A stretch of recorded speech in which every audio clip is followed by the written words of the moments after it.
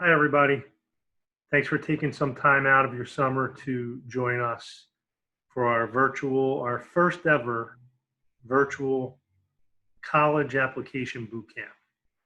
Obviously, we usually do this in person in the high school, but as you all know, we can't this year. So we're each going to make a short video on different aspects of the college search process, and hopefully this is valuable to you.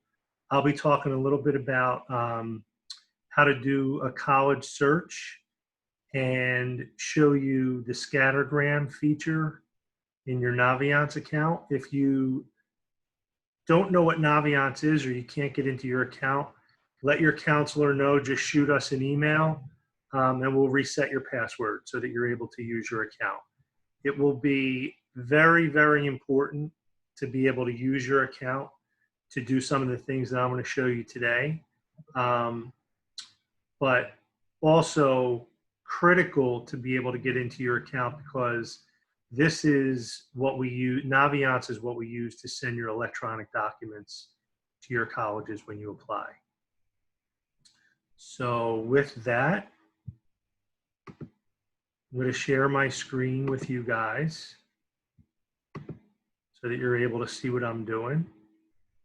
This is your home screen. So when you log into your Naviance account, this is what you'll see. And you'll see that I'm using Larissa Lawrence's screen. She's been generous enough to let me use her account to show you some of the features that I'm going to show you today. So you're going to go to the Colleges tab, Colleges Home, and then you're going to see here a couple of different ways where you could do a search. The most straightforward way that I have found, and the way that I suggest you use to start with, and then I'll show you Super Match and College Match also. But if you go to Advanced College Search, it allows you to select some criteria according to what's important to you. And from that criteria, based on what you select, it generates a list of schools from Naviance's huge database. There's close to 4,000 colleges in the database. So based on the criteria that you select, it'll generate a list for you of schools. That list is what we recommend be your starting point for your search process from that point forward. So as you look at this screen, again, in the Advanced College Search, you'll see across the top here 8 different criteria that it allows you to select according to what's important to you. For the purposes of building the initial list of schools, I recommend keeping it as general as possible so that you get a pretty good representative list of schools that you can then go in and kind of take a look at and decide which ones are appealing to you and which aren't. And you can save the ones that end up being appealing to you and that you could possibly end up applying to. So for the purposes of this, I'm going to show you a brief search and then what that search produces. So I'm going to select 4-year schools. I'm not going to select public or private.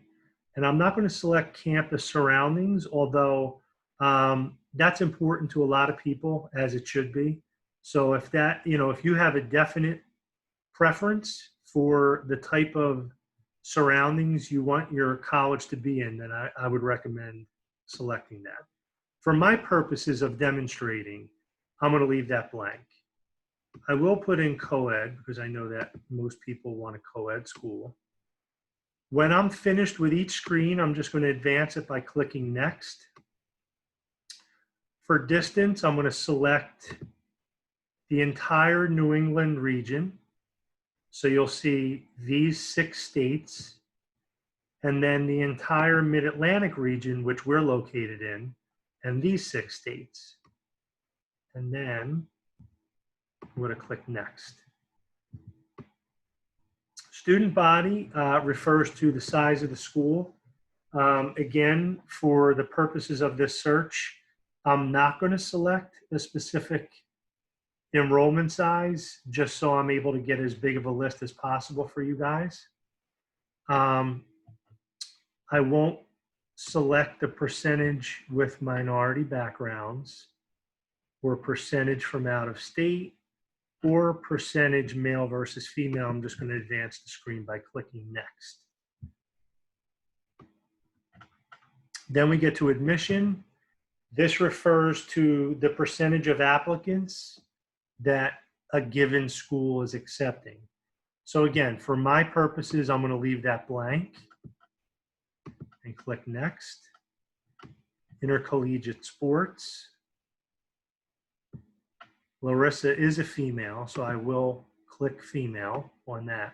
But I will not click anything pertaining to the Division of Athletics or the association of a particular college. I'm just going to advance past this and I'm going to click next. Majors, again, it's up to you if you have definite ideas about what you think you want to study in college, then by all means, put a major in this box. I'll just show you how this works. So let's say Larissa wants to be major in accounting. Type it in and click go. And it gives you all the subcategories within the broad heading of accounting. I'm just going to select accounting and add it to the box below and then click next. Tuition, I'm going to leave blank. Special programs, I'm going to leave blank, and I'm going to click.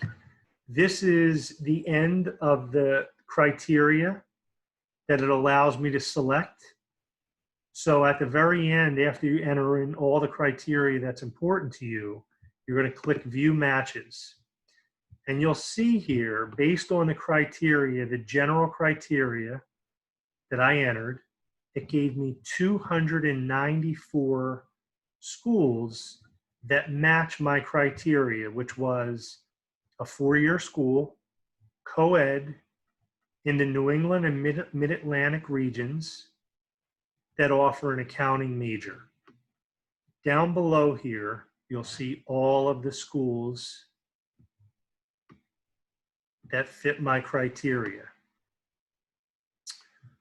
So when you make this initial list, you'll be able to add these schools to the schools that you're considering applying to.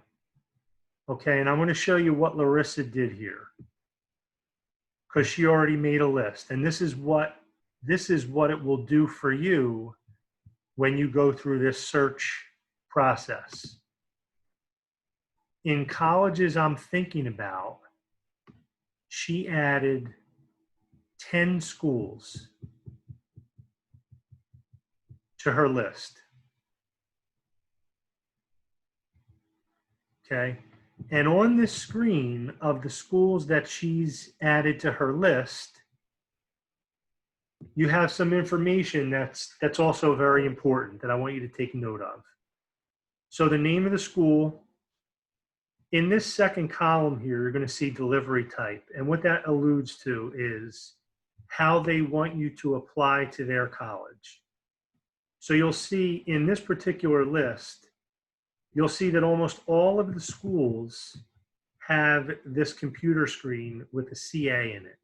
And that means that they are accepting the common application. And that's how they want you to apply to their college. Okay? The blank screen with no CA in it means that they do not use the common application, but they do accept electronic documents. Meaning, when you're ready to apply to these schools, we load all of our materials into your program, into your screen. And the materials include your transcript, your high school recommendations, which you'll request through Naviance. Your school profile, high school profile, when you end up completing a common application and you end up syncing your common application with Naviance, that will all be addressed in a different presentation by one of the other counselors. So when you listen to that other presentation, you'll get the specifics on how to do all of those things. But when you sync your Common App with the Naviance, it becomes a part of the materials that we send to your colleges. So these schools with the blank computer screen accept electronic documents that we end up sending through Naviance. The application deadline, very, very important. We want you all to pay attention to these. In each one of the colleges that you add, it lists their deadlines. So as you're doing the application and you're doing all the steps involved with completing your application for each given school, you want to make sure that you're sending your materials according to these deadlines, okay? So these are the list of schools that Larissa added based on the advanced search that she did. And then this is another really useful feature. When you click Compare Me, it puts you and your high school statistics at the top of your list of schools here. And you'll see all of these numbers represent the average accepted student numbers to each one of these schools, okay? And then your data at the top. So you'll see here, Larissa has a 3.5 and a 1230 SAT score. So when she's considering American University, she falls slightly under the average grade point average for the accepted student to American, but slightly above the average SAT score for the accepted student to American. And as you go down this list, it gives you an idea, a visual for what kind of a candidate you are for each one of the schools that you put in your list. Okay, and then if we go back to this screen and you click on these three little dots at the end, it gives you the scattergram for each one of these schools.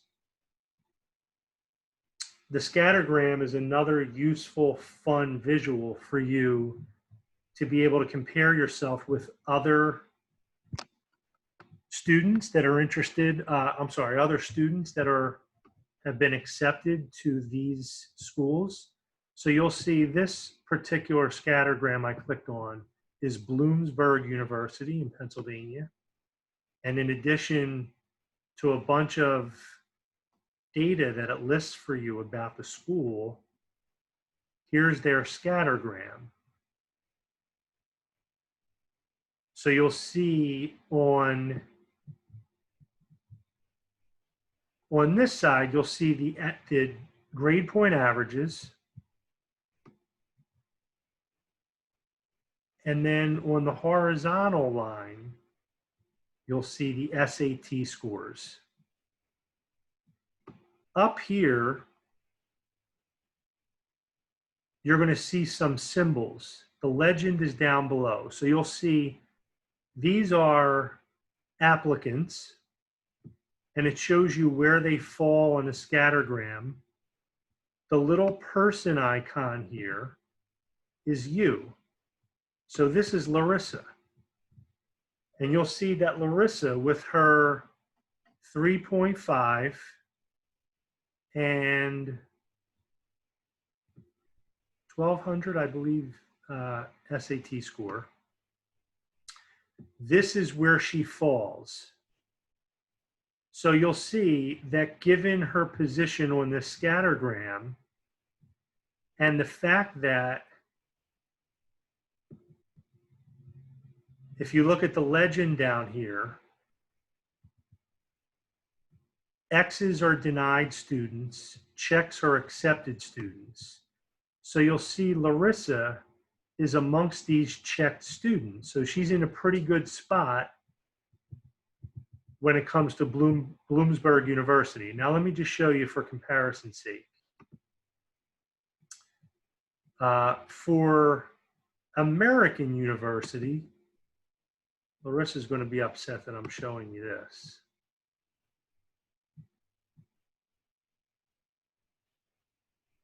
Because while you saw she was an excellent candidate for Bloomsburg University, for American University, this is Larissa. So Larissa is not quite in the thick of all these accepted students for American.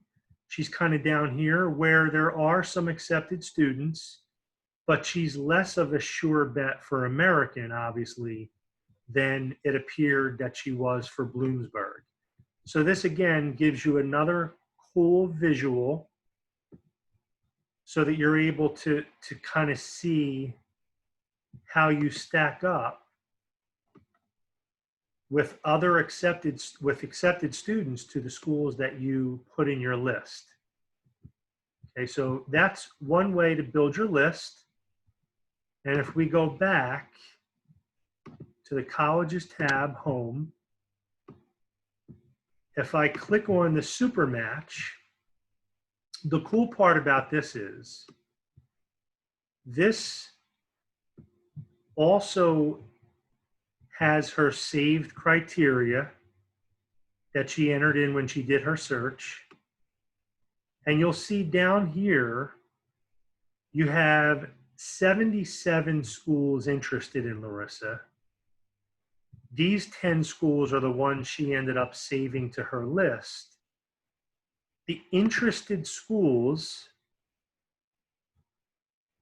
is generated when you build your list according to other similar schools to the ones that you entered into your list, other schools that are accepting similar students as the ones you put in your list.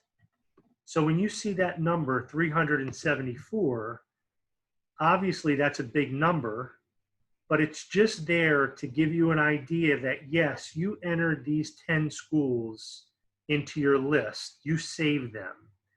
But there are another 77 similar schools to the ones that you saved that you may want to look at, and you may end up also saving to your list in addition to the 10 schools that you initially did.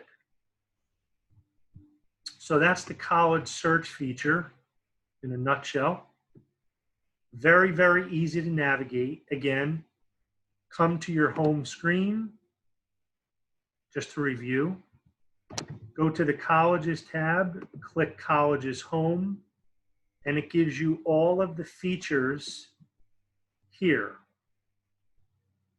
Okay, so again, my suggestion when you build your initial list and do your initial search is to just use the advanced college search. That gives you a much less busy and cleaner look at the different facets of that function.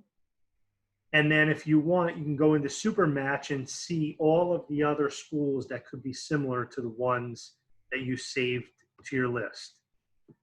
So that's my brief presentation on using the college search feature in your Naviance account. I also wanted to mention that anyone who has questions about any part of this presentation or any presentation from the other counselors on the other facets of the college search process, anyone that has questions that would like to join me on August 18th from 1 to 3, I'll be having a Google Meet. And if you send me an email and let me know you're interested in joining that, I will send you the invitation information for that Google Meet. One last thing that I want to remind you guys to do is when you think about your different social media platforms that you use on a regular basis, I want you to think about it in a little bit of a different way as you start sending out applications to your colleges. It's very similar to the employment process. So as if I'm looking for a job and I apply to 10 different companies, obviously they have my demographic information because I'm applying to their company. They will use my demographic information to search my social media. And that gives them another way to kind of see or make judgments on my character. So think about your social media and think about doing whatever it takes to clean up your social media in preparation for applying to college. Because once you put all of your personal information in your applications to your colleges, they can, and many of them will, search your social media to get a better idea of the kind of person that you are, quite honestly. So with that being said, thank you again for joining me and watching this presentation.